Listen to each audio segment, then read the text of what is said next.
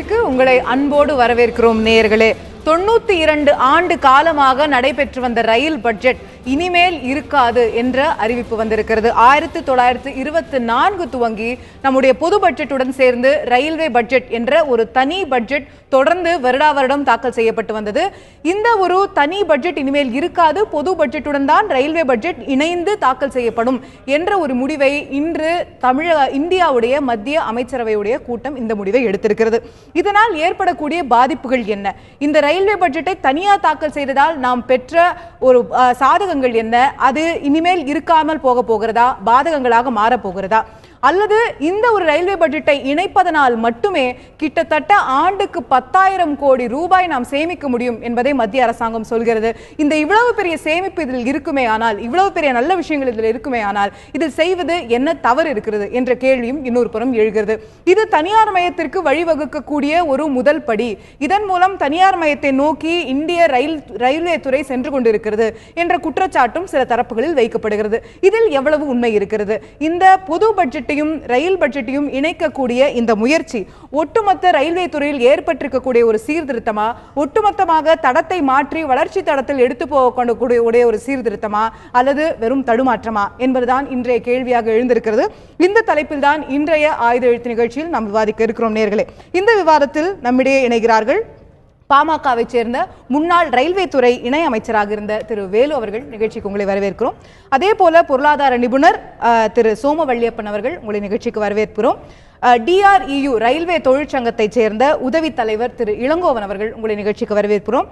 அதே போல மத்திய அரசாங்கத்தின் பிரதிநிதியாக பாஜகவின் செய்தி தொடர்பாளர், அதே போல மத்திய ரயில்வே பயணிகள் நல குழுவில் இருக்கக்கூடிய திரு ஆசீர்வாதம் ஆச்சாரி அவர்கள் இணைகிறார். அவரையும் இந்த நிகழ்ச்சிக்கு வரவேற்கிறோம். என்னுடைய முதல் கேள்வி திரு சோமவள்ளியப்பன் அவர்களுக்கு தான். சில அடிப்படையா சில விஷயங்களை முதல்ல இதுல புரிஞ்சுக்கலாம் அப்படின்னு நான் நினைக்கிறேன். மற்ற அரசியல் ரீதியான விஷயங்களுக்கு போறதுக்கு முன்னாடி, ரயில்வே பட்ஜெட் பொது பட்ஜெட்னு 2 தாக்கல் செய்யப்படுது வருஷம் அப்படிங்கிறது நம்ம எல்லாருக்கும் தெரியும். பொது பட்ஜெட்க்கு 2 நாள் முன்னாடி ரயில்வே பட்ஜெட் வரும். அதுக்கு இன்னைக்கு இந்த வருஷம் என்ன புது ட்ரெயின் அப்படின்னு பார்ப்போம், விலை ஏற்றிட்டாங்களா, கட்டணத்தை கூட்டிட்டாங்களா அப்படின்னு பார்ப்போம். அதை தவிர நிறைய விஷயங்கள் பாராளுமன்றத்தில் படிப்பாங்க, அதில் எல்லா சேனல்லையும் ஒளிபரப்பாகும். ரயில்வே பட்ஜெட்டுக்கு தனியாக இந்த மாதிரி டிபேட் நடத்துவோம், பொது பட்ஜெட்டுக்கு தனியாக இந்த மாதிரி டிபேட் நடத்துவோம். இதை தவிர பெருசா ஒரு பெரிய புரிதல் அப்படிங்கிறது, ஆழமான புரிதல்ங்கிறது சாமானியர்களுக்கு இருக்கிறதுக்கான வாய்ப்பு இல்லை. இந்த 2 பட்ஜெட்டுகள் இணைப்பதன் மூலமா ஆக்சுவலா என்ன பண்றாங்க, என்ன நடக்க போகுது அப்படிங்கிறத முதல்ல தெரிஞ்சுக்கலாம். சுதந்திரத்துக்கு முன்னாடி கிட்டத்தட்ட 1920 வரைக்கும் 25 வரைக்கும் கூட ரயில்வே பட்ஜெட்டும் அரசாங்கத்தினுடைய பட்ஜெட்டும் ஒன்றாவே இருந்தது. அப்போ இருந்தபோது பல்வேறு சமஸ்தானங்கள், மன்னர்கள்லாம் இருந்த காலத்தில் பல்வேறு மாநிலங்களில் அவருடைய தேவைகளுக்கு ஏற்ப ரயில்வே கலைந்து போய் போதாமல் இருந்து வர்த்தகமும் மக்களுடைய பிரயாணத்திற்கான தேவைகளும் சரியாக நிவர்த்தி ஆகலைங்கிற ஒரு குறைபாடு இருந்தது. அதே போல் வறட்சி காலங்கள், வெள்ள காலங்களில் அரசாங்கத்துக்கு வருமானம் குறைகிற போது ரயில்வே அடி வாங்கி ரயில்வேயினுடைய திட்டங்கள் கவனிக்கப்படாமல் இருந்த ஒரு சூழ்நிலையை மாற்றுவதற்காக 1925-26 முதல் 24 ஒரு கமிட்டி ஒன்று போட்டு, அந்த கமிட்டி நீங்கள் அதை தனியாக ஆக்கிருங்க, இவர்களுக்கென்று தனியாக வரவு செலவு இருக்க வேண்டும், இவர்களே திட்டங்களை போட்டுக்கொள்ள வேண்டும் என்று சொன்னார்கள். அது கிட்டத்தட்ட ஒரு 90 வருடங்களாக சுதந்திரத்துக்கு பின்பும் அது தொடர்ந்து ஓடிக்கொண்டிருக்கிறது, நன்றாக ஓடிக்கொண்டிருக்கிறது என்று சொல்லலாம். அப்போது இருக்கிற பல்வேறு துறைகளில் பார்த்தா, போக்குவரத்து துறைகளில் ரயில்வே துறை ஒரு நமக்கு தெரியும், எல்லாருக்கும் சில குறைகள் இருந்தால் கூட ரயில்வே ஒரு சிறந்த நிர்வாகம் என்பதில் ஒரு மாற்று கருத்து இருக்க முடியாது. தொடர்ந்து பல லட்சம் பயணிகளையும் சரக்குகளையும் இந்தியாவில் கொண்டு போய் சிறப்பாக கொண்டு போய் சேர்த்து கொண்டிருக்கிற இந்தியாவினுடைய மிகப்பெரிய எம்ப்ளாயர் என்று சொல்கிறோம். ஒரு 13,500 லட்சம் தொழிலாளர்களை கொண்டிருக்கக்கூடிய ஒரு மிகப்பெரிய நிறுவனம். ஆமாம், அதே மாதிரி உலகளவில் பெரிய நெட்வொர்க், ரயில்வே நெட்வொர்க் இருக்கிற நிறுவனம் என்று சொல்கிறார்கள். இவருடைய ஒரு ஆண்டு வரவு 1,84,000 கோடி. ஒரு மிகப்பெரிய நட்டத்தை சந்திக்கிற ஒரு நிறுவனம் இல்லை. இவர்கள் தொடர்ந்து அதிகமான பாசஞ்சர் காரிடார்ல நட்டம். ஆமா, ஆனா ஒட்டுமொத்தமா பார்த்தா நட்டம். ஆமா, அதாவது நட்டம் என்பது தெரிந்தே அரசாங்கம் செய்கிற ஒரு பயணிகளுக்காக ஒரு உதவி என்று சொல்லலாம். இப்ப சாதாரண மக்களும் பயணம் செய்கிறதும் அந்த மாதிரி வழித்தடங்களையும் போக வேண்டி இருப்பதனால தெரிந்தே செய்கிற ஒரு உதவி, சப்சிடி, மானியம் என்று சொல்லலாம். அது ஒரு 35,000 கோடி 40,000 கோடி என்று சொல்கிறார்கள் மொத்தமாக. ஆக ஒரு விதத்தில் பார்த்தால் இது ஒரு ஒழுங்காக நடந்து கொண்டிருக்கிற ஒரு அமைப்பு என்று நாம் சொல்லலாம். நிர்வாகத்தில் இதில் இன்னும் நிறைய ஸ்கோப் இருக்குது, இம்ப்ரூவ்மெண்ட் இருக்குன்னு. அதில் இருக்கிற குறைகள் என்னவென்றால், இப்போ சொல்கிறாங்க 1950ஆம் ஆண்டு வாக்கில் இந்தியாவில் இருந்த மொத்த ரயில் பாதையினுடைய நீளம் 54,600 கிலோமீட்டர் என்று சொல்லுகிறாங்க. இப்போ வந்து கிட்டத்தட்ட 2016 பார்த்தா 65,000 கிலோமீட்டராக தான் இருக்கு. 10,000-11,000 கிலோமீட்டர் தான் போட்டிருக்கோம் 65 ஆண்டுகள்ல. ஆக இது என்ன எடுத்துக்காட்டுது என்று சொன்னா வந்து ரயில்வே துறை இருப்பதை சிறப்பாக செய்கிறார்கள், மெல்ல மெல்ல வளருகிறார்களே தவிர ஒரு பெரிய அளவில் முதலீடுகள் செய்து பெரிய அளவில் நாட்டினுடைய வளர்ச்சியில பங்கு பெறவில்லை. ஒரு பிக் ஜம்ப், ஒரு பெரிய growth. அவர் போன வருஷம் சுரேஷ் அவர்களே சொல்லியிருக்கிறார் அவருடைய பட்ஜெட் ஸ்பீச்சும் போது, இந்திய ரயில்வே ₹1 முதலீடு செய்தால் அது ஜிடிபியில் ₹5 வரைக்கும் அதனுடைய தாக்கம் இருக்கும், அந்த அளவுக்கு வளர்ச்சி இருக்கும் என்று சொல்கிறார். ஆனால் அவர்களுக்கு பணம் போதவில்லை என்பது ஒரு பெரிய குறையாக இருக்கிறது. கட்டணம் வசூலிக்க முடியாதனால அவர்களால் பணத்தை போட முடியவில்லை. அரசாங்கம் எவ்வளோ சப்சிடி கொடுக்கும் என்பது போல அதை சுற்றி பல எண்ணங்கள் இருக்கிறது. இந்த சூழ்நிலையில் இப்போ இந்த பட்ஜெட்டை மர்ஜ் பண்றதுனால இந்த பிரச்சனை எப்படி தீரும்?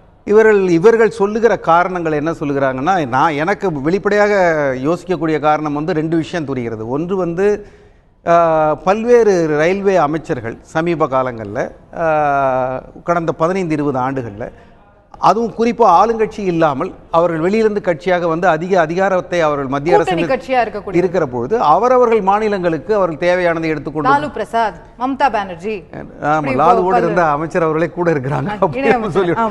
தமிழ்நாட்டுக்கும் பல்வேறு திட்டங்களை கொண்டு வர. ஆக இது ஒரு பொலிட்டிக்கலாக ரயில்வே டிபார்ட்மெண்ட் ஒரு பவர்ஃபுல் டிபார்ட்மெண்ட்டாகவும் சொந்த மாநிலத்துக்கு செய்யக்கூடிய ஒரு துறையாகவும் பார்க்கப்படுகிற ஒரு அரசியல் கோணம் அதில் இருக்கு. ஒன்று. பின்னாடி என்ன சொல்றாங்க, நாங்கள் கட்டணமே உயர்த்தவில்லை என்பதையே அரசியல் கட்சிகள் ஒரு பெருமையாக சொல்லிக் கொள்ளுகிற ஒரு நிலைமையும் வந்துவிட்டது. இப்போ வேற யாராவது உயர்த்தினா தொந்தரவாகிவிடும். நம்ம மம்தா அவருடைய கட்சியிலிருந்து ஒருவர் செய்துவிட்டு அவர் எப்படி சிரமப்பட்டார் என்பதையும் நம்ம பார்த்தோம். ஆக ஒரு வருமானமே இல்லாமல் ஒரு தொழில் நிறுவனம் எப்படி மேம்படும், எப்படி அது தன்னுடைய பாதுகாப்பை உறுதி செய்து கொள்ளும், வளர்ச்சி எப்படி சரி கொள்ளும், எப்படி மாடர்னைஸ் பண்ணிக்கொள்ளும், பல கேள்விகள் அதை சுற்றி இருக்கிறது. மத்திய அரசாங்கத்தினுடைய மிகப்பெரிய ஒரு அங்கம், அதனுடைய பாகம், இந்திய டிரான்ஸ்போர்ட்டினுடைய மிக முக்கியமான ஒரு பாகம் வளர்ச்சி இல்லாமல் இருக்கிறது. நாங்கள் இப்போ சிலது செய்கிற போது இதில் வளர்ச்சி வந்துவிடும் என்று என்னோட திரும்ப அடிப்படை கேள்விக்கு தான் நான் வரேன். இப்போ இது எல்லாத்தையும் செய்கிறோம், இவ்வளோ பிரச்சனை இருக்குது ரயில்வேஸில் அப்படிங்கிறது நமக்கெல்லாம் தெரியுது. பட் இந்த ஒரு பட்ஜெட்டை நாங்கள் தனியாக படிக்காமல் சேர்த்து படிக்க போகிறோம் அப்படின்னு சொல்கிறதுனால மட்டும் இந்த பிரச்சனை எந்த அளவுக்கு தீரும்னு கேட்குறேன். இது எப்படி அதுக்கு உதவும் அப்படிங்கிறது இது வந்து ஒரு மேலோட்டமான ஒரு செய்தி. இதற்கு கீழே வந்து பல்வேறு விஷயங்கள் இருக்கிறது. இது மாதிரி ஒரு யோசனை நம்ம எப்படி அதை பண்ண போகிறோம் அப்படிங்கிறது தான் நான் கேட்குறேன். அதான் இப்போ வந்து அவங்க எவ்வளோ தூரம் இந்த ரயில்வே துறைக்கு அட்டானமி கொடுக்க போகிறாங்க, சுதந்திரம் கொடுக்க போகிறார்கள். அது இன்னொரு வெறும் டிபார்ட்மெண்ட்டாக இருக்க போகுதா அப்படி என்றால் அங்கே ஒரு ரெட் டேபிசம் வந்துடும். இனி எல்லாவற்றுக்கும் மத்திய அரசு எதிர்பார்க்கிற மாதிரி வந்துடும். சுயமாக அவர்களால் பணத்தை ஃபினான்ஸ் மினிஸ்டரை கேட்க வேண்டியது இருக்கும். பல்வேறு அப்ரூவல் நமக்கு அப்படித்தானா என்று தெரியவில்லை, அப்படி வந்து விடலாம். அதே போல பல்வேறு அரசாங்கத்தில் இருக்கிறவர்களையும் திருப்தி செய்ய வேண்டிய நிலைமை கூட வந்துடலாம். ரயில்வே ஒரு சுதந்திரமாக இருக்கிற போது அவர்கள் சில முடிவுகள் எடுக்க முடியும். அவருடைய நலம் மட்டுமே அவர் யோசித்தா போதும். இப்போ அரசாங்கத்திற்கு பணம் பற்றாத போதெல்லாம் ரயில்வேக்கும் பணம் பற்றாமல் போகிற ஒரு ஆபத்து இருக்கிறது. செலவு குறைச்சுக்கோ அப்படின்னு சொல்றதுக்கு இன்னொன்னு இவங்க என்ன சொல்றாங்க, இப்போதைக்கு வந்து இன்னொரு அரசியல் பிரச்சனை, இந்த கட்டணத்தை நாங்கள் பட்ஜெட்டில் உயர்த்தும் போது எல்லாருடைய கவனமும் அது மேலே வந்து எதிர்ப்பு வந்து அது ஒரு சிக்கலாகி அரசியலில் தாக்கத்தை ஏற்படுத்தி அதை தவிர்த்து வருகிறார்கள். இப்போ இதை தனியாக இண்டிபெண்டாக கொண்டு போய் எடுக்கிற போது எப்படி இப்போ பெட்ரோல் பிரைஸ் எல்லாம் அவ்வப்போது மாறிக்கொண்டு இருக்கிறதோ, ஆரம்பத்தில் எதிர்ப்பு இருந்து இப்பொழுது அது ஏற்றுக்கொள்ளப்பட்டு விட்டதோ என்று நினைக்கிறோம். அந்த மாதிரி ரயில்வேயும் அவ்வப்பொழுது அவர்களுக்கு வருகிற இடைபொருளினுடைய விலை மாற்றங்களுக்கு ஏற்ப அவர்கள் கட்டணங்களை மாற்றிக்கொள்ளலாம். நிலை வரும். அதே போல சிலர் சந்தேகப்படுகிறார்கள், இது வந்து ஒரு தனியார் மயமாக்கலுக்கான தொடக்கமோ என்கிற ஒரு பயமும் இருக்கிறது.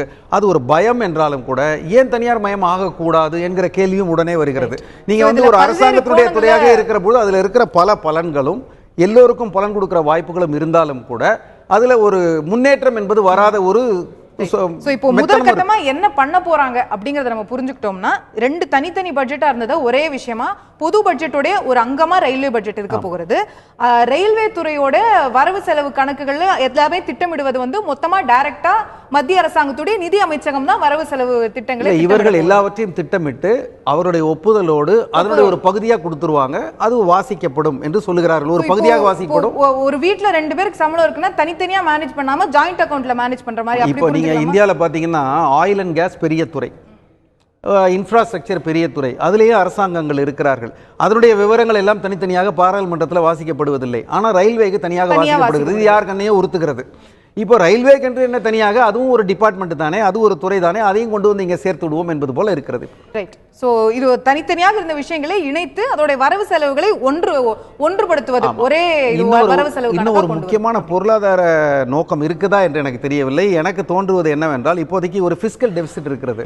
அரசாங்கத்துடைய மொத்த வரவுக்கும் அரசாங்கத்துடைய மொத்த செலவுக்கும் இடையில் இருக்கிற துண்டு விழுகிற தொகை இவ்வளவு சதவீதம் தான் இருக்கலாம் என்கிற ஒரு கட்டுப்பாடு இருக்கிறது. அந்த கட்டுப்பாட்டை நெருங்கி கொண்டிருக்கிற சமயத்தில் ஒரு மிகப்பெரிய ரயில்வே பட்ஜெட்டை கொண்டு வந்து அதில் சேர்க்கிற போது, ரெவென்யூ சர்ப்ளஸ் அவ்வளவு நெருக்கடி இல்லாத ஒரு பட்ஜெட்டை கொண்டு வந்து சேர்க்கிற போது மொத்த பட்ஜெட் தொகை பெருகி 1,80,000 கோடி டிக்கெட் மூலமா உங்களுக்கு கிட்டத்தட்ட 15% பட்ஜெட் இங்கே வந்துருது. ஆக ₹1 என்கிற பட்ஜெட் ₹1.15 ஆகிற பொழுது கடனுடைய அளவு குறைந்து we will appear to be very good and clean on balance sheet. அப்படி கூட ஒரு வாய்ப்பாக இருக்கலாம். நிச்சயமாக. என்னுடைய அடுத்த கேள்வி திரு வேலு அவர்களுக்கு, இந்த ஒரு விஷயத்தை செய்யறதுனால மட்டுமே இப்போ என்ன சொல்றாங்கன்னா, ரயில்வே அப்படிங்கிறது இப்போ வரைக்கும் ஒரு தனி பட்ஜெட்டா இயங்கி வருகிறது. பொது பட்ஜெட்லேருந்து ஒரு குறிப்பிட்ட அளவு நிதியை வருஷம் ரயில்வேக்கு கொடுக்குறாங்க. 50,000 கோடி 40,000 கோடின்னு ஒரு தொகையை கொடுக்குறாங்க. நம்ம பொது பட்ஜெட்லேருந்து நிதியை பெறுவதனாலேயே டிவிடெண்ட் அப்படிங்கிற அடிப்படையில் ஒரு விஷயத்தை திரும்ப செலுத்த வேண்டியிருக்கு. என்னுடைய நிறுவனத்தில் ஒருவர் முதலீடு செய்கிறார் அப்படின் போது என்னுடைய லாபத்தில் ஒரு பங்கு அவருக்கு தர வேண்டியிருக்கு அப்படிங்கிற மாதிரியா சிம்பிளா புரிஞ்சுக்கிட்டா கூட, டிவிடெண்ட் அப்படிங்கிற அடிப்படையில் திரும்ப மத்திய அரசுக்கு செலுத்தக்கூடியதுன்னு ரயில்வேலேருந்து மத்திய அரசுக்கு ஆண்டுக்கு 10,000 கோடி கொடுத்துட்டு இருக்கோம். இந்த ஒரு விஷயம், இந்த 2 பட்ஜெட்டை இணைக்கிறதுனால மட்டுமே 10,000 கோடி ஆண்டுக்கு அரசுக்கு சேமிப்பு இருக்க போகிறது என்றால் இதை செய்வதில் என்ன தவறு?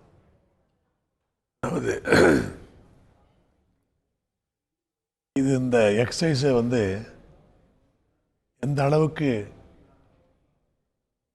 சரியா இருக்கும் அல்ல சரியா இல்லை என்பதை ஒரு வருஷம் பார்த்தா தெரியும். ஏன்னுட்டா சுரேஷ் பிரபு அவர்கள் என்ன சொல்றாரு, எனக்கு பணமே இல்லை நடத்துறது. அவர் நிறைய அனௌன்ஸ் பண்ணிருக்காரு, ஆல் டெவலப்மெண்ட் ஸ்கீம் சொல்லிட்டு, நியூ லைன்ஸு, ப்ராட் கேஜ் பண்ணுறது, அதுக்கப்புறம் எலக்ட்ரிஃபிகேஷன், வைஃபை ஃபெசிலிட்டி, எல்லாமே ஆல் ஃபெசிலிட்டிஸும் எல்லாமே சொல்றாரு. பட் ஒரு பக்கம் சொல்றாரு, is not supported by financial support, finance, அது நிதி ஆதாரம் இல்லாமலே சொல்லுகிறார் என்றுதான் தோன்றுகிறது.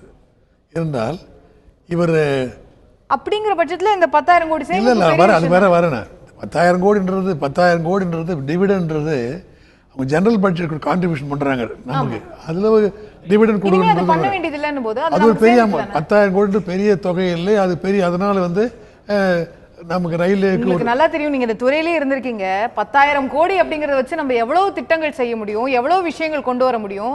இன்னைக்கு செலவுகள் போக 2016-17 சுரேஷ் பிரபு கொடுத்திருக்கிற பட்ஜெட்ல பார்த்தா 15-16 ரிவைஸ்ட் எஸ்டிமேட் கொடுக்குறாரு.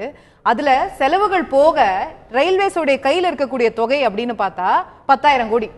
இப்போ இன்னொரு 10,000 கோடினும் போது அப்படியே டபுள் ஆகுது அந்த கையில இருக்கக்கூடிய தொகை. It's not an ordinary thing இல்லையா? இட்ஸ் 100%. அதாவது 10,000 கோடிக்காகத்தான் அது ரயில்வே பட்ஜெட் இணைக்கிறன்றது சரியான ஆர்குமெண்ட் இல்ல. அது ஒரு மிகப்பெரிய அட்வான்டேஜ் இல்ல, அது ஒரு பெரிய சமாச்சாரம் இல்ல. என்னடா இந்த concept of separate budget, separate டிபார்ட்மெண்ட்ன்றது ஒன்று பண்ணணும். இப்போ என்ன சொல்றோம்னு கேட்டா, நாங்களே பிஎம் கேள் பார்த்தீங்கன்னா, நாங்களே இங்கே தமிழ்நாட்டில் ஒரு செப்பரேட் பட்ஜெட் ஃபார் அக்ரிகல்ச்சர் சொல்கிறோம், நிகழ்நிலை அதிகம்னு சொல்லிட்டு 10 வருஷம் போடுறோம். என்ன காரணம்? It's specialisation. அக்ரிகல்ச்சர் பொறுத்தவரை அதோட ப்ராப்ளம்ஸ் என்ன, பிரச்சனைகள் என்ன, அதுன்னு கவனி, விவசாயியோடைய குறைகளை தீர் என்பதற்காகத்தான் நாங்கள் எடுத்துக்காட்டு சொல்கிறோம். இதையே சென்ட்ரல் கவர்மெண்ட் பண்ணணும் எடுத்துக்க சொல்லும்போது, ஒரு பக்கம் ஸ்பெஷலைசேஷன் வேணும், அவருடைய ப்ராப்ளம்ஸ் என்னன்றதுக்கு நாம் முயற்சி பண்ணணும், ஒரு பக்கம் பண்ண சொல்லும். இதே இருக்கிறது மெர்ஜ் பண்ணுறதுனால எந்த ஒரு நன்மை இருக்கப்படுது. இன்னொரு சமாச்சாரம், பிரைவேட்டைசேஷன் என்பது இங்கிலாந்துல ஆரம்பிச்சாங்க, பிரைவேட்டைசேஷன் பண்ணு சொல்லிட்டு பண்ணாங்க கொஞ்சம். பட் பெரிய நஷ்டத்தில் உண்டாகி மறுபடியும் கவர்மெண்ட்டை எடுத்து அங்கே நடத்துகிறாங்க. இது எங்கேயுமே இந்த ரயில்வே தனியாக ப்ரைவேட்டாக நடத்தி சைனாவை எந்த இடத்தாலும் இல்லாமல் பப்ளிக் செக்டர் நடத்த முடியும். அது மட்டும் இல்லை, ப்ரைவேட்டைசேஷன் வந்தாக்கா கோர் செக்டர், ட்ராக்கு, மற்ற ரயில்வே என்ஜின்ஸு, இந்த கோகிஸ், இந்த மெயின்டெனன்ஸ் ப்ரைவேட் செக்டர் கொடுக்க முடியாது. இதெல்லாம் சேஃப்டி டிவைஸ். அதனால் ப்ரைவேட்டைசேஷன் ரயில்வேக்கு வந்தால் உண்மையிலே ஆபத்து. ஒன்று. ரெண்டாவது இதை நாம் ஒப்படைக்க கூடாது.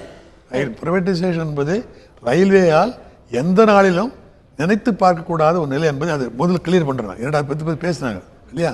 அடுத்து இதனால் என்ன சுரேஷ் பாபு நினைக்கிறாரு, இந்த 10,000 கோடி மட்டுமல்ல, எனக்கு வந்து இப்போ இந்த 30,000 கோடி காசு சப்சிடிஸ் பண்ணுறோம், அது ஒரு 30,000 கோடி பயணிகள் கட்டணத்தில் 30,000 கோடி லாஸ் ஆகுது.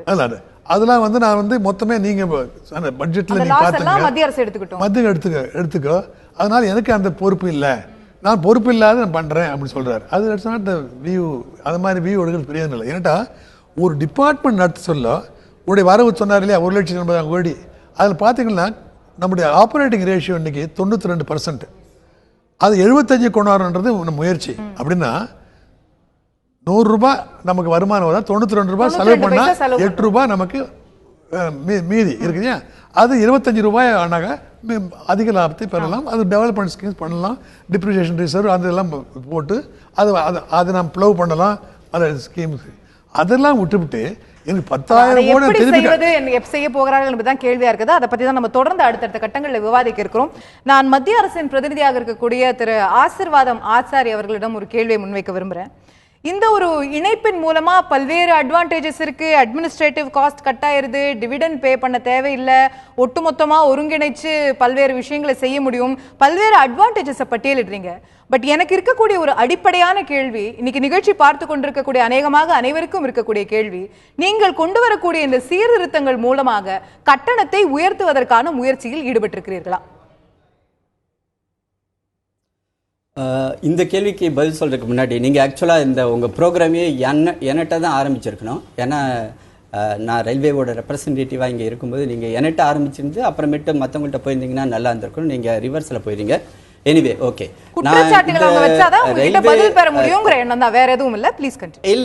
முதல்ல நான் வந்து ஃபஸ்ட்டு வந்து இன்ட்ரோ வந்து நான் கொடுத்துருக்கணும். பரவாயில்ல, ஓகே. இப்போது ரயில்வே பட்ஜெட்டையும் வந்து ஜென்ரல் பட்ஜெட்டையும் வந்து ரெண்டையும் மெர்ஜ் பண்ணக்கூடிய இன்னைக்கு எடுக்கப்பட்ட இந்த முடிவானது மிக மகத்துவமான ஒரு முடிவாகும் இந்திய ரயில்வேவுடைய வளர்ச்சிக்கு. நான் ஒரு முன்னாள் ரயில்வே அதிகாரின்றது உங்களுக்கு தெரியும். இப்போ ரயில்வே பேசஞ்சர் அம்யூனிட்டிஸ் கமிட்டியோட மெம்பராகவும் பணிபுரிகிறேன். இப்போது நீங்கள் எல்லாம் ஆரம்பத்துலேருந்து 10,000 கோடி டிவிடெண்ட் ரிட்டர்ன் பண்ணுறது அப்படின்ற பற்றி தான் நீங்கள் சொல்லிட்டு இருந்தீங்க.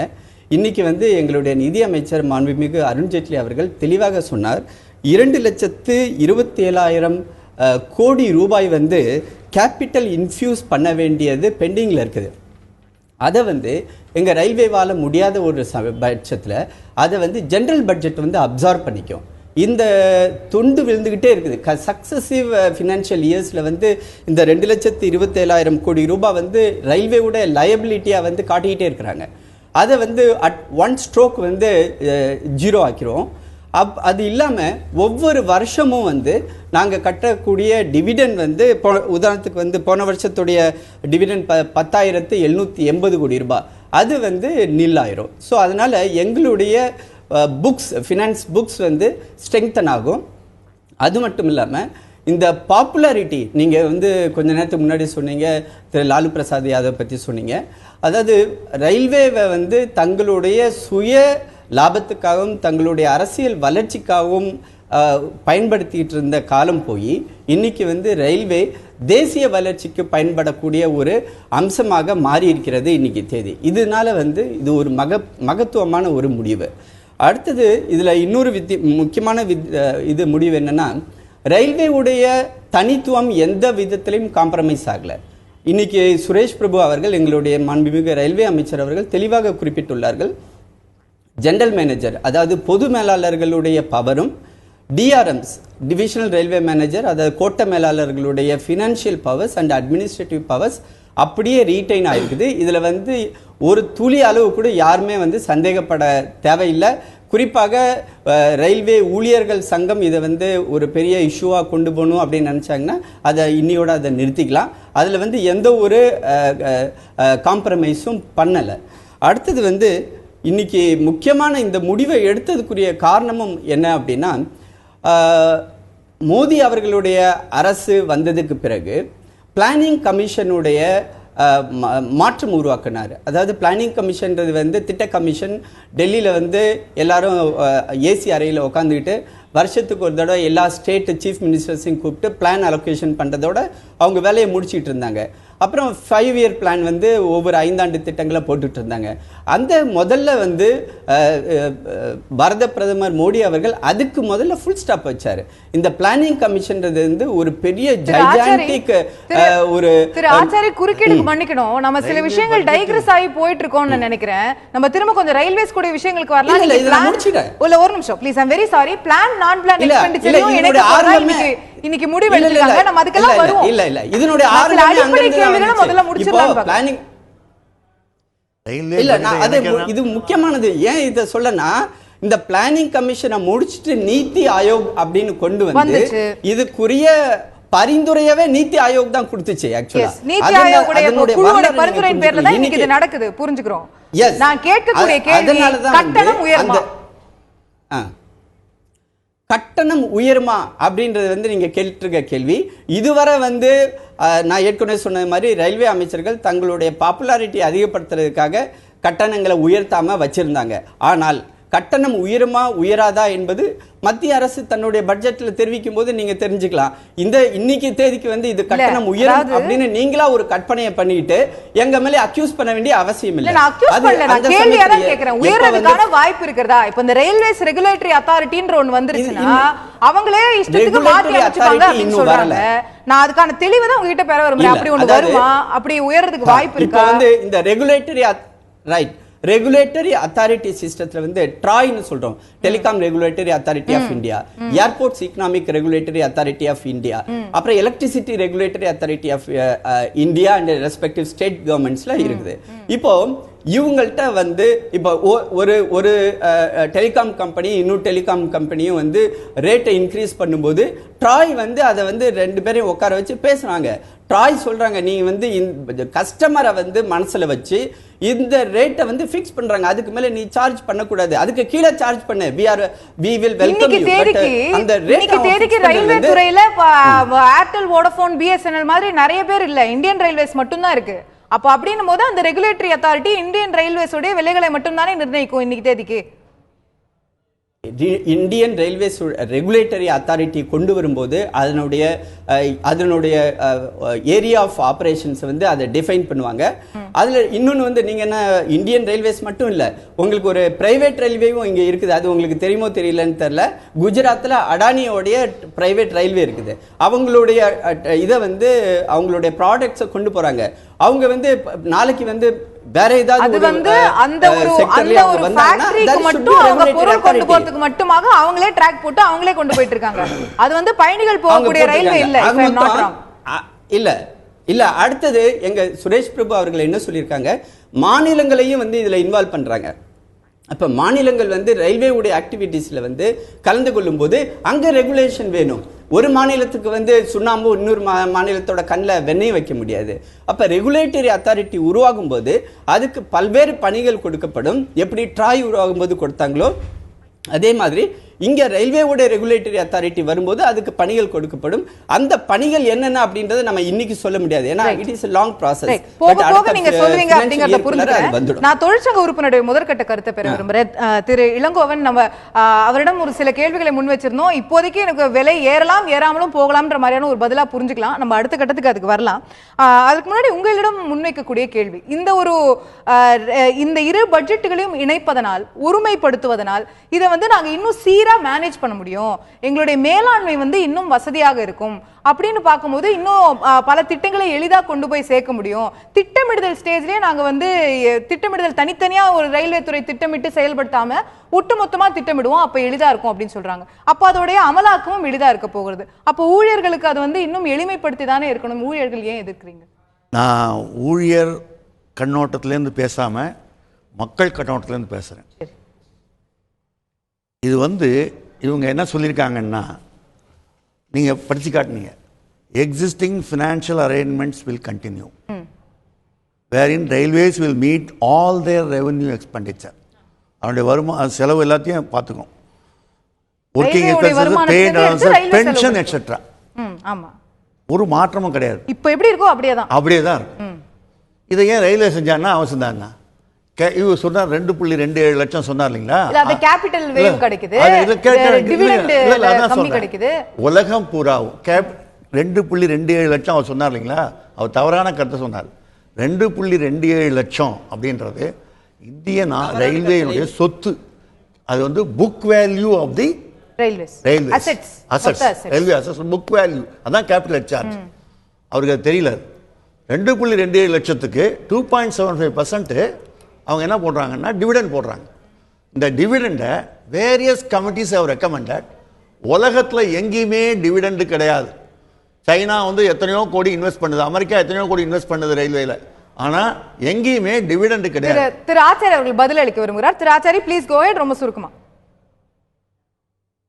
அதாவது அவர் சொன்னாரு இல்லைங்களா, 2.27 கேபிட்டல் இன்ஃபியூஷன் வந்து நான் இன்னைக்கு எங்களுடைய நிதி அமைச்சர் அதை தெளிவுபட சொல்லியிருக்கிறார். அதை நான் பதிவு பண்ணிக்க விரும்பிக்கிறேன், வேற ஒன்றும் இல்லை. அது கோ ஹெட், வேற ஏதாவது தெளிவு அதுல கொடுக்க போறீங்களா? அவர் சொல்றது வந்து அது ரயில்வேஸோட அசெட் அப்படிங்கிறார். ரயில்வேஸோட சொத்து அந்த 2.5 லட்சம் கோடி ரயில்வேயோட வேல்யூ. அது நீங்க புதுசா எதுவும் கொடுக்கலங்கற வேல்யூ தான். பட் இல்ல, பட் அந்த book value will be absorbed in the general budget. நான் சொல்லுங்க, அந்த general budget advantage railway advantage ஒரு பாருங்க.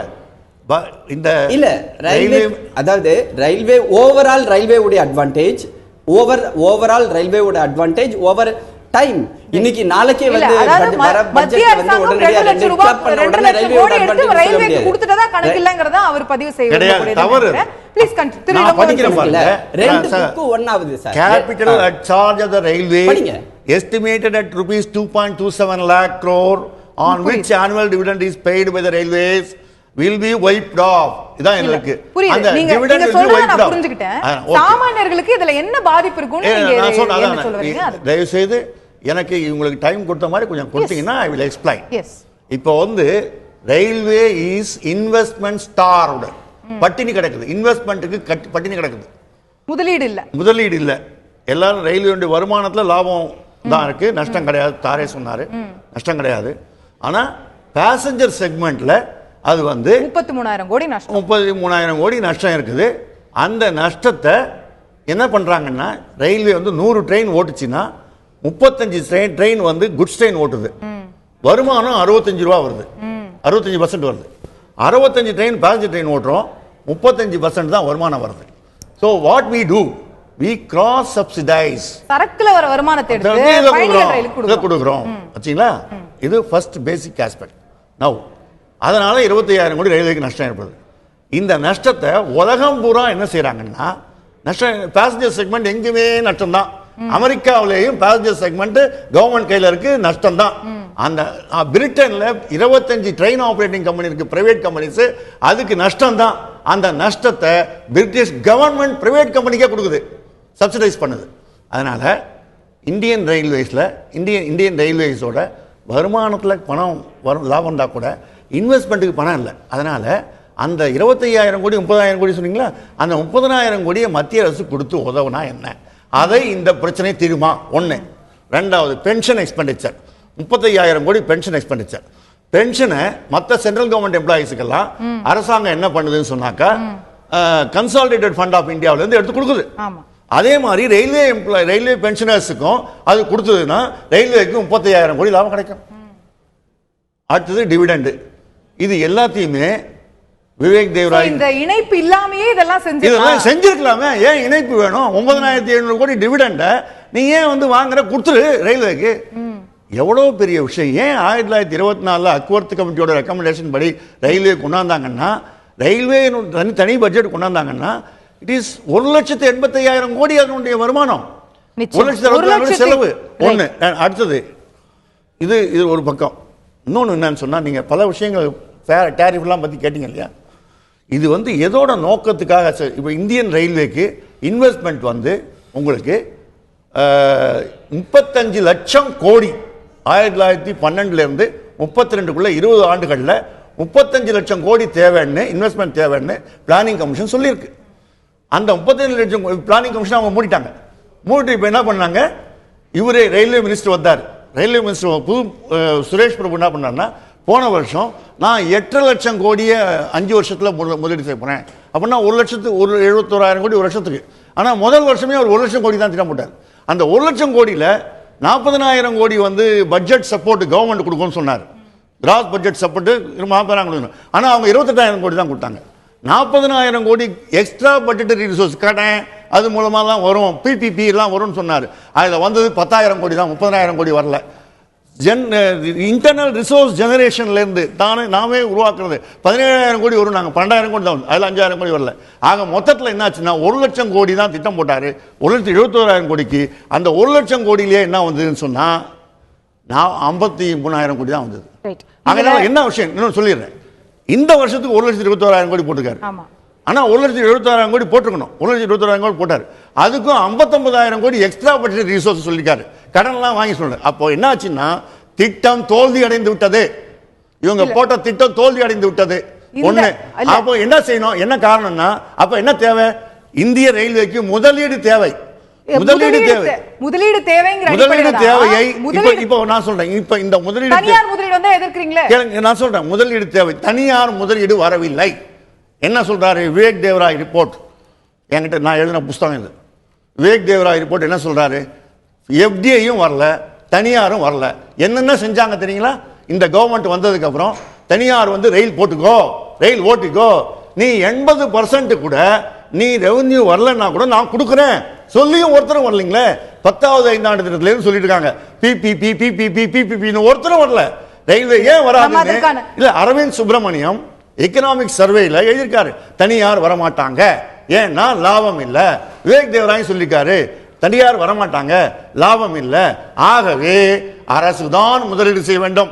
சைனாவில் 17,000 கிலோமீட்டர் இருந்தது, 1,00,000 கோடியா இருக்கு. 1,05,000 கிலோமீட்டர் இருக்கு. இவர் 56,000 65,000 தான் இருக்கு. அப்ப இந்த முதலீடு பண்ண வேண்டியது அரசு முதலீடு செய்ய வேண்டும். காசு 35 லட்சம் கோடி முதலீடு வேணும்னு கேக்குறீங்க. எங்க இருந்து அரசாங்கத்துக்கிட்ட காசு இருக்கா? வளர்ச்சியின் நாயகனாச்சே அவர். இன்னைக்கு 10,000 கோடி தான் ரயில்வேக்கு கையில நிக்கக்கூடிய காசு. இந்த பட்ஜெட்டோட இது இணைச்சிட்டா இன்னொரு 10,000 கோடி வரும்ன்ற. அதுவே வேண்டாம்ன்றீங்க. நான் சொல்றேன் 10,000 கோடி அவங்க கொடுத்துடலாம். இது கொடுக்கலாம். அரசாங்கமே 35 லட்சம் கோடி அரசாங்கம் ஒரு வருஷத்துக்கு 2 லட்சம் கோடி அரசாங்கத்துக்கு பணம் இல்லையா? நான் பணம் சொல்லட்டுமா?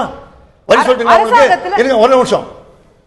ரெவென்யூ ஃபோர்கான் ஒன்னு இருக்கு பட்ஜெட்ல. ஜெனரல் பட்ஜெட்ல போனீங்கன்னா ரெவென்யூ ஃபோர்கான் ஸ்டேட்மெண்ட்னு ஒன்னு இருக்கு. அதை இப்ப தலைப்பு மாத்திட்டாங்க இவங்க வந்த உடனே. ஆனா ரெவென்யூ ஃபோர்கான் ஸ்டேட்மெண்ட்ல என்ன இருக்குன்னா போன வருஷம் 5,89,000 கோடி சாய்நாத் எழுதியிருக்காரு படிங்க. 5,89,000 கோடி கார்ப்பரேட்டுகளுக்கு வரி தள்ளுபடி பண்ணிருக்காங்க. கடந்த 10 ஆண்டுகள் கடந்த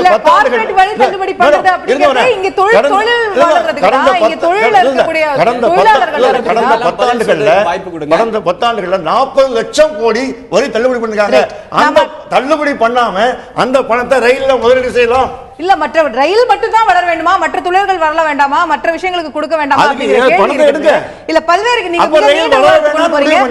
மற்றவர்களுக்கான பேசுறதுக்கான வாய்ப்பும் கொடுத்தாக வேண்டும். திரு ஆசீர்வாதம் ஆச்சாரி அவர்கள்கிட்ட கேட்க விரும்பக்கூடிய கேள்வி. திரு இளங்கோவன் அவர்கள் பல்வேறு குற்றச்சாட்டுகளை முன்வைத்திருந்தாரு. நீங்க கடந்த செக்மெண்ட்ல கேட்டிருப்பீங்க. அதற்கான பதில்களையும் உங்ககிட்ட இருந்து எதிர்பார்க்கிறேன். அதை தாண்டி இந்த ஒரு முயற்சி நீங்கள் ரயில்வேஸை தனியார் மயப்படுத்துவதற்கான ஒரு முதல் படி. பல்வேறு விஷயங்களை தனியாரிடம் ஒப்படைத்து விட போகிறீர்கள், தனியார் ரயில்களை ஓட்டுவதற்கான ஒரு முயற்சியில் மத்திய அரசாங்கம் இறங்கி இருக்கிறது என்ற குற்றச்சாட்டும் எழுந்து கொண்டிருக்கிறது. இதற்கும் சேர்த்தே உங்களுடைய பதிலை எதிர்பார்க்கிறேன். திரு ஆசீர்வாதம் ஆச்சார். முதலில் அவர் திரு இளங்கோவன் அவர்கள் பல்வேறு குற்றச்சாட்டுகளை வைத்தார். குற்றச்சாட்டுகள் வைப்பது ரொம்ப ஈஸி. அப்போசிஷன்ல இருக்கும்போது அது ஒண்ணுதான் வேலை. கவர்மெண்ட்ல இருக்கும்போது தான் we only know the how it pinches. எங்களுக்கு 8.56 லட்சம் கோடி ரூபாய் சும்மா தேவைப்படுது. ஆனால் அது சும்மா அதை நாங்கள் வாங்கி வச்சுட்டு ஒன்றும் பண்ண போகிறது இல்லை அப்படின்னு கிடையாது. எங்களுக்கு நெட்வொர்க்கை இப்போ இருக்கிற இந்தியன் ரயில்வேயோட நெட்வொர்க்கை டீகன்ஜஸ்ட் பண்ணுறதுக்கு மட்டுமே 2 லட்சம் கோடி ரூபாய் தேவைப்படுது. சேஃப்டி இன்னைக்கு நீங்கள் பிரயாணம் பண்ணுற பயணிகள் ரயில்வேல பிரயாணம் பண்ணோம்னா பத்திரமா போய் வீடு சேரலாம் அப்படின்னு அவங்களுக்கு சேஃப்டி ஃபீச்சர்ஸை இன்ட்ரடியூஸ் பண்ணுறதுக்கு 2 லட்சம் கோடி ரூபாய் தேவைப்படுது. அது மட்டும் இல்லாமல் இன்னைக்கு நீங்கள் பார்க்குற ரயில்வே ஸ்டேஷன்ஸ், நீங்கள் இதுக்கு முன்னாடி இருந்த UPA 1 UPA 2ல இருந்த ரயில்வே ஸ்டேஷனையும் இன்னைக்கு உள்ள ரயில்வே ஸ்டேஷன் நீங்கள் கம்பேர் பண்ணி பாருங்கள். ஸ்வச் பாரத் வந்ததுக்கு பிறகு அதனுடைய நீட்னஸை கம்பேர் பண்ணி பாருங்க. அதில் உள்ள வசதிகளை கம்பேர் பண்ணி பாருங்க. லிஃப்ட் வசதிகள், எஸ்கலேட்டர் வசதிகள் மற்றும் பயணிகளுக்கு என்னென்ன ரயிலுக்குள்ளாரையும் ரயில்வே ஸ்டேஷன்லையும் கொண்டு வந்து சேர்க்கக்கூடிய வசதிகளை ஏற்படுத்தி கொடுக்கிறது மட்டும் ஒரு லட்சம் கோடி. உங்களுக்கு பணம் நிதி ஆதாரம் தேவைங்கிறது அவரும் மறுக்கல. சோ இந்த பணம் சொல்றேன்னு கொண்டு வரேன்னு சொல்ற தனியார் வீடு வரலையேன்னு கேக்குறாரு அவரு. வேற ஒண்ணும் இல்ல, வந்தா நல்லா இருக்கும்னு அவரு வரும். அதாவது எஸ், ரயில்வே அமைச்சர் அறிவிச்சது மாதிரி LIC ஆஃப் இந்தியா மட்டும் எங்களுக்கு வந்து 1.5 லட்சம் கோடி ரூபாய் வந்து பிளட்ஜ் பண்ணிருக்காங்க. அதனுடைய ஃபர்ஸ்ட் இன்ஸ்டால்மெண்ட் அவங்க ரிலீஸ் பண்ணிட்டாங்க. அதே மாதிரி PPP மோட், அதாவது PPP மோட் அப்படின்னு இது LIC ஆஃப் இந்தியாவுடைய பணம் வந்து 1,50,000 கோடி ரூபாய் வந்து அவங்க எங்களுக்கு கொடுக்குறாங்க. அது மட்டும் இல்லாமல் PPP மோட், நாங்கள் பப்ளிக் பிரைவேட் பார்ட்னர்ஷிப் மோடு மூலமாக ரயில்வே உடைய ப்ராப்பர்ட்டிஸ் இன்னைக்கு வந்து டிஃபென்ஸ் மினிஸ்ட்ரிக்கு அடுத்தபட்சமாக ரயில்வேல தான் வந்து வாஸ்ட் ஸ்ட்ரெச் ஆஃப் லேண்ட் இருக்குது. அந்த லேண்டை சும்மா யூஸ் பண்ணிட்டு இல்லாமல் அதில் வந்து என்ன பண்ணியிருக்காங்கன்னா குடிசை போட்டுக்கிட்டு மக்கள் அந்த இடத்துல ஆக்கிரமிச்சுட்டு இருக்கிறாங்க. அந்த இடங்களை சுத்தப்படுத்தி அந்த இடங்களை வந்து கமர்ஷியலைஸ் பண்ணும்போது மட்டும் எங்களுக்கு கிட்டத்தட்ட 5 லட்சம் கோடி ரூபாய் வருமானம் வர்றதுக்கு வாய்ப்பு இருக்குது. அதே போல ரயில்வே ஸ்டேஷன்களுக்கு மேல உள்ள இடத்தை இன்னைக்கு நீங்க டெல்லியிலே வந்து பாத்தீங்கன்னா பட்ஜெட்ல உள்ள பல்வேறு விஷயங்களை பட்டியலிடுறீங்க. நான் மறுக்கல, நான் பட்ஜெட்ல உள்ள பல்வேறு விஷயங்களை பட்டியலிடுறீங்க. அந்த பணம் இதோட விஷயங்கள்லாம் பட்ஜெட் டாக்குமெண்ட்ல இருக்கு, எல்லாருக்கும் அவைலபிளா இருக்கு, எல்லாரும் படிக்கலாம். விஷயம் வந்து இதுல தனியார் மயத்தை நோக்கி போகக்கூடிய போக்கு இருக்கு. தனியார் ட்ரெயின் வரப்போதா? ஆக எங்களுக்கு வந்து இல்ல தனியார் ட்ரெயின் வரப்போறது அப்படின்னு வந்து நீங்களா கற்பனை பண்ணிக்காதீங்க. ரயில்வே ரெக்கமெண்டேஷன்ல இருக்கு, அது நீங்க ஏற்க போறீங்களான்னு தான் நான் கேக்குறேன். அது வந்து ரெக்கமெண்டேஷன், விவேக் டெப்ராய் ரிப்போர்ட்டோட ரெக்கமெண்டேஷன் மினிஸ்ட்ரி ஆஃப் பரிந்துரை தான் இருக்குது. அதில் பல பரிந்துரைகளை வந்து ஒத்துக்கிட்டாங்க, பல பரிந்துரைகளை இன்னும் இம்ப்ளிமெண்ட் பண்ணல, பல பரிந்துரைகளை ரிஜெக்டும் பண்ணிட்டாங்க. அதனால வந்து நீங்கள் அவங்க கொடுத்த ரெக்கமெண்டேஷனை இம்ப்ளிமெண்ட் பண்ணணும் அப்படின்றது மினிஸ்ட்ரி ஆஃப் ரயில்வேஸ்க்கு வந்து உடனடியாக எந்த ஒரு கட்டாயம் கிடையாது. அது வந்து காலப்போக்கில் அவங்க வந்து எப்படி எக்கானமி டிரைவ் ஆகுதோ அதுக்கு தகுந்தபோல அவங்க முடிவு எடுப்பாங்க. அதனால நீங்க வந்து அவருடைய தேவையற்ற சாரி மிஸ்டர் ஆச்சாரி, திரு வேலு அவர்கள் கிட்ட கேட்க விரும்பக்கூடிய விஷயம், இதுல ஒரு பட்ஜெட்டை மாத்தி சேர்த்து வைக்கிறதுனால தனியார் மயம் அப்படிங்கிறது எப்படி வருது அப்படிங்கறத பேசிக்கா புரிஞ்சுக்க விரும்புறேன். அப்படியே வந்தாலும் என்ன தவறு அப்படின்னு சில கேள்வி எழுப்புறாங்க. இது ரெண்டுக்குமே உங்களுடைய பதில். ரொம்ப சுருக்கமா சொல்ல விரும்புறேன். இவருக்கு கேபிட்டல் எக்ஸ்பெண்டிச்சர் 1,21,000 கோடி ரூபாய் நான் பிளான் பண்ணிருக்காரு. அது என்ன சொல்றாரு, அது எப்படி நான் நிறைவேற்றும் கேட்டா, இந்த joint venture with state government plus PPI private partnership, நாங்கள் 5 வருஷம் நான் இருந்தபோது மினிஸ்டர் இருக்கும்போது இந்த 2 மெத்தட் நாங்கள் ட்ரை பண்ணி எங்களால் முடியல. யாரும் வரமாட்டாங்க, லாபம் இல்லை. பிரைவேட் பார்ட்னர் யாரும் வரமாட்டாங்க. மதுரையில் கூட ஒரு இடம் கொடுத்தோம், கட்டு சொல்கிறோம், யாரும் வரமாட்டாங்க. அதே மாதிரி ஸ்டேட் கவர்மெண்ட்ஸும் many state government they are not coming forward the joint venture. இங்கே இந்த நம்ம தமிழ்நாடு ஸ்டேட் கவர்மெண்ட்டு 5 ப்ராஜெக்டை அவர் 1,500 கோடிக்கு பாதி கொடுங்க அப்படின்னு போடும்போது வரல. அதனால அவருடைய expectation too high, but the fulfilment will be very very less. அதனால அந்த இதில் அடிப்படுது.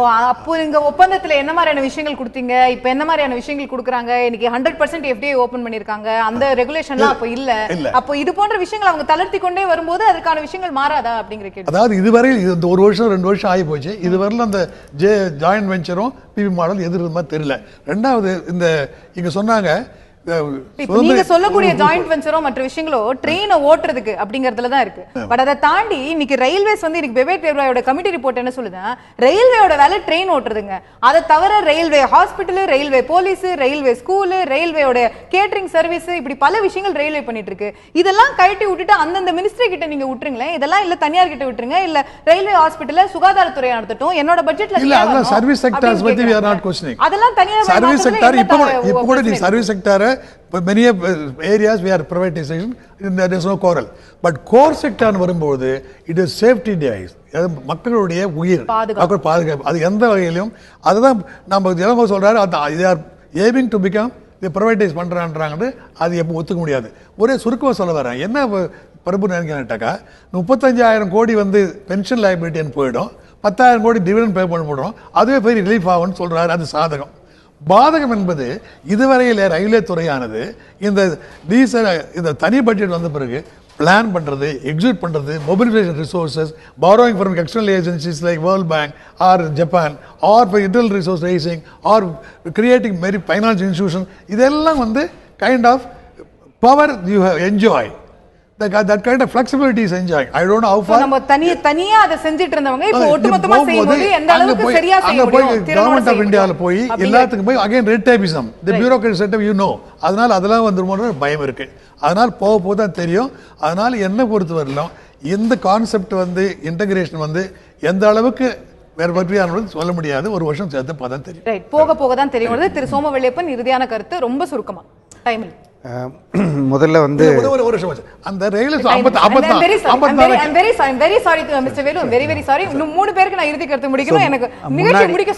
முன்னாடி வந்து இவங்க திரு இளங்கோ சொன்னாங்க 65% நாம் வந்து ஃப்ரைட்டில் பண்ணுறோம், பொருட்களை ஏற்றுமதி செஞ்சு 35% தான் அதில் நமக்கு செலவாகுது. ஆனால் 65% பேசஞ்சர் கட்டணத்துக்கு நம்ம செலவு பண்ணுறோம், 35% தான் வருமானம் வருது என்று. இந்த சரக்கு கட்டணங்களை இறுதியாக சுமப்பது யார்? கடைசியா அதுவும் இன்ஃப்ளேஷன் பணவீக்கம்ங்கிற முறையில் வந்து சாதாரண மக்கள் தலையில் தான் விழுது. ஆக மொத்தத்தில் ரயில்வே அது வசூல் செய்து கொண்டிருக்கிறது. நேரடியாக பயணங்கள் கட்டணங்கள் என்று சொன்னீங்கன்னா அதிகரிக்கும் போது அந்த பொருள் விலை ஏறி அது மக்கள் தலையில் விடுது என்பது ஒரு பார்வை. ரெண்டாவது வந்து தனியார் மயமாக்கல் என்பதை ரெண்டு பேருமே சொன்னாங்க. இது கண்டிப்பாக முயற்சி பண்ணிக்கிட்டு தான் இருக்கும், ஆனால் வரமாட்டேங்கிறாங்க. பல்வேறு நாடுகள்லையும் கூட வரலங்கிறது. அது லாபம் இல்லாத இடத்துல எந்த தனியாரும் வரமாட்டாங்க. தனியார் என்பது எங்கேயோ இன்னொரு அரசாங்கம் இல்லை. தனியார் என்பது தனிப்பட்ட சம்பாதித்த பணத்தை கொண்டு வந்து முதலீடு பண்ணுறதுக்கு. அதனால ரயில்வே லாபம் ஈட்டாத வரை அதில் வந்து தனியார் வரவே மாட்டாங்க. அதுவே அதுக்கு ஒரு டிட்டரண்டாக இருக்கிறது.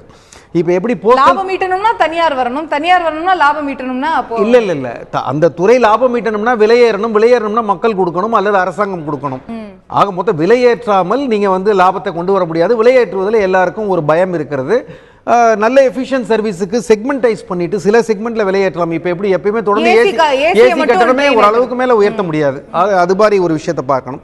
எப்படி போஸ்டல் துறை ஒன்று இருந்தது இன்றைக்கு தனியார் மயமாகி விட்டதோ, டெல்காம் துறை இருந்தது தனியார் மயமாகி விட்டதோ, ஆரம்பத்தில் எல்லாவற்றுக்கும் தனியார் உள்ள வந்துட்டாங்க. இப்ப 40 ரூபாய் கொரியர், 50 ரூபாய் கொரியர், வெளியூர் போவதற்கு 10 ரூபாய் என்று தொடங்கியது இன்னைக்கு 50 ரூபாய் வந்து சாதாரணமாக ஏற்றுக்கொள்ளப்பட்டு விட்டதோ, இதுவும் பிற்காலத்தில் மாறுவதற்கான எல்லா வாய்ப்புகளோ ஆபத்துகளோ அதில் இருக்கு. சுரேஷ் பிரபு அவர்களை பற்றி ஒரு சொன்னது நான் நினைக்கிறேன் அவருக்கு நன்றாக செயல்பட்டு கொண்டிருக்கிறார். அவருடைய 1,71,000 கோடி 5 ஆண்டுகளுக்கு பெருக்கினா 8 லட்சம் கோடி என்பது பலூனிங் எஃபெக்ட்ல போக போக தான் அதிகப்படுத்த முடியும். முதல் ஆண்டே அவர் அதிகம் பண்ண முடியாது. ஜிடிபி கம்மியா இருக்கிறதுனால அவர்களுக்கு வரவு கம்மியாகி அவரால் செய்ய முடியவில்லை. மொத்தத்தில் செயல்பாடு நன்றாக இருப்பதா நான் நினைக்கிறேன். ஒட்டுமொத்தமா இந்த செயல்பாடு நீங்க வரவேற்கிறீங்க. இறுதியான கருத்து திரு இளங்கோவன். இறுதியான கருத்து என்னன்னு சொன்னா, இந்த பட்ஜெட் பொது பட்ஜெட்டோட இணைப்பது என்பது விவேக் தேவராய் கமிட்டியினுடைய பரிந்துரையில் இருக்கக்கூடியது. அதே மாதிரி ரயில் டெவலப்மெண்ட் அத்தாரிட்டி அமைப்பதும் அதில் இருக்கு. 3 ஆண்டுகளுக்குள் சட்டத்தை திருத்தி, ரயில்வே சட்டத்தை திருத்தி ரயில் டெவலப்மெண்ட் அத்தாரிட்டி கொண்டாடணும். அந்த ரயில் development authority will permit private train operators in the same track.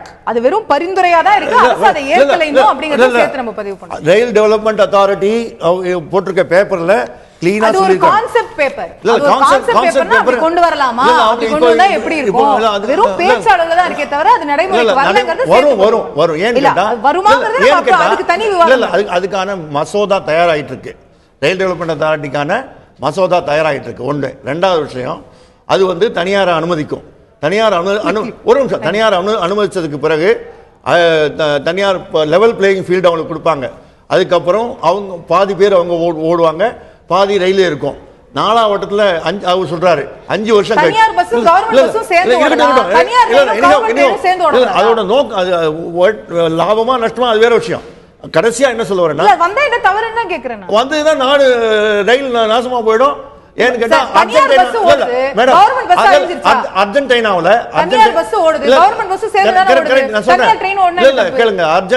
இப்படிதான் தனியார் மயமாக்குனாங்க. ரயில் ஆபரேஷன் வாஸ் பிரைவேடைஸ்ட். ஆனா 10 வருஷம் கழிச்சு பாத்தீங்கன்னா 47,000 கிலோமீட்டர் இருந்த ரயில் லாபம் இல்லைன்னு மூடி, என்ன பேர் சொல்லுங்க, 47,000 கிலோமீட்டர் இருந்த லைனு 9,000 கிலோமீட்டரா போச்சு. அதே மாதிரி 95 லட்சம் எம்ப்ளாயிஸ் இருந்தது, 5 லட்சம் எம்ப்ளாயிஸா குறைஞ்சு போயிட்டாங்க. ரயில் வளர்ச்சி போச்சு.